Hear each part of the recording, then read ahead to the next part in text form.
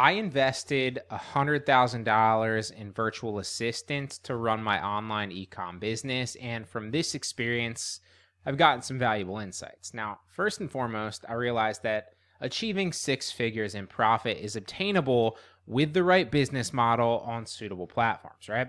However, if you consistently want to surpass this threshold without working yourself to exhaustion, outsourcing kind of becomes a must. Now, relying solely on outworking your competitors is a recipe for burnout. I learned that the hard way myself. Therefore, your business, if it's generating a decent income, it's probably the perfect time and the perfect moment to contemplate bringing someone else on board to assist you.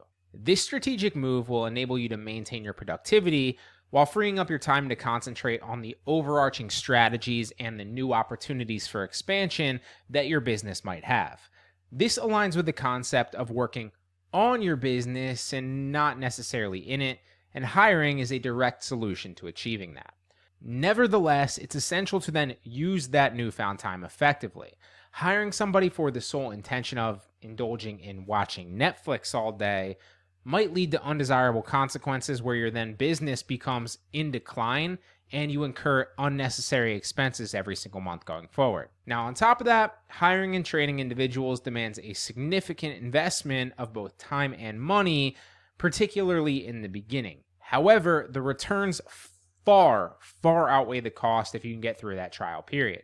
It's crucial to allocate substantial upfront time and then carefully vet your candidates, of course, so that this goes a little bit smoother. I've personally witnessed how a well-chosen hire can exponentially enhance your business productivity, while in my experience as well, a poor hire can significantly cause setbacks and waste valuable time that you trained them and, of course, valuable money that you paid them for a job that they weren't really doing very well. Key lesson here is to be thorough and test and interview numerous candidates before making the hiring decision.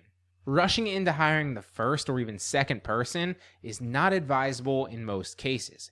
Instead, implement a strict vetting process to ensure that you're bringing on the right person to help your business thrive. It is worth spending that upfront time and that upfront investment to figure out if they're a good fit before you bring them on full time. Now, additionally, another valuable lesson that I've learned is the distinction between being a leader and merely a boss. The role of a boss typically involves barking orders at employees without actively participating in any of the work, which often results in a lack of likability and respect within your employees or your virtual assistants.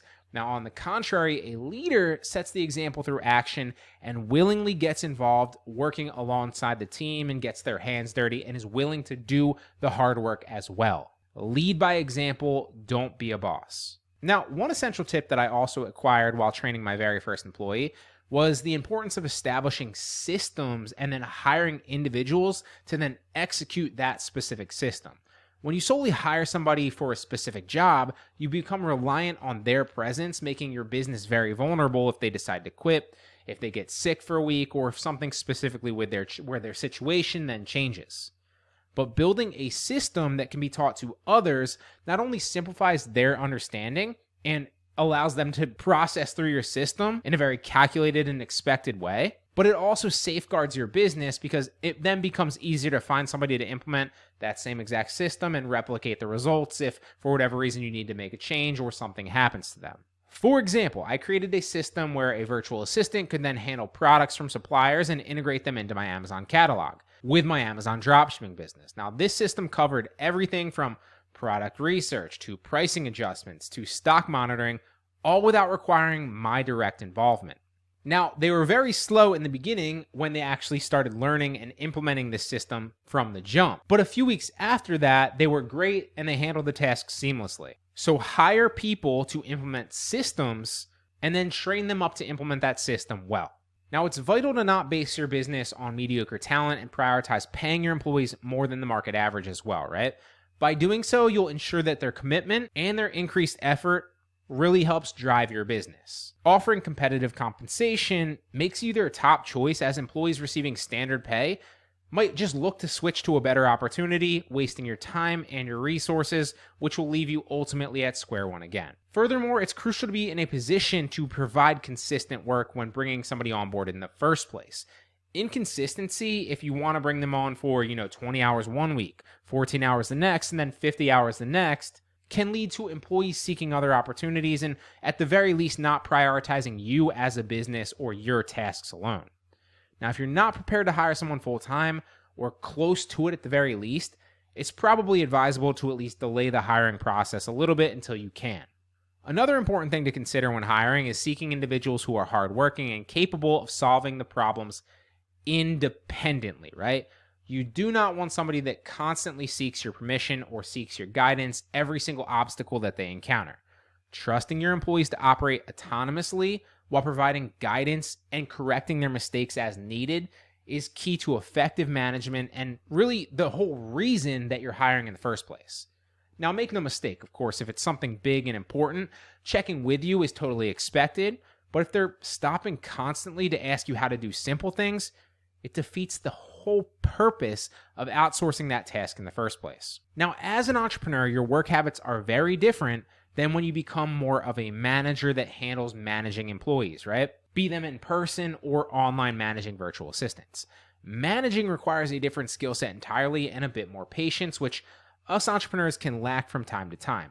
But learning how to do this effectively and learning how to relinquish some control when you have 2 or more employees becomes absolutely necessary. And depending on your business's size and resources, you also might want to think about bringing on a dedicated manager to manage those specific people as well.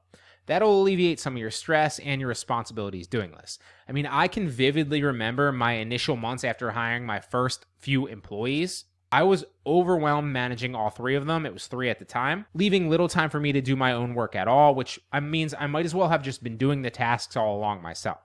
But you can solve this by bringing on a manager or at least getting better and more effective at relinquishing control and, again, training around systems. And that manager can be an overseas VA as well. Oftentimes, it's your best employee that you then delegate that task to, and then they start to oversee all the other employees that you have under them.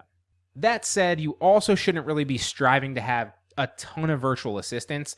I see some people boasting that they have dozens of virtual assistants. But to me, that often translates to a managerial headache. Instead, focus on acquiring a select few highly skilled VAs who can contribute significantly, because a few good ones will outperform a bunch of mediocre ones every single time, and it's less for you to manage. Now, my business wouldn't have reached its current level if I hadn't taken the leap of faith to outsource and build a strong team. If you're contemplating hiring someone, consider 2 primary questions, right? Can your business first financially support full-time employees? Obviously, right? And then do you have the means to then utilize that newfound time effectively? If you can answer both yeses to those questions, then bringing on somebody to help your business is a no-brainer.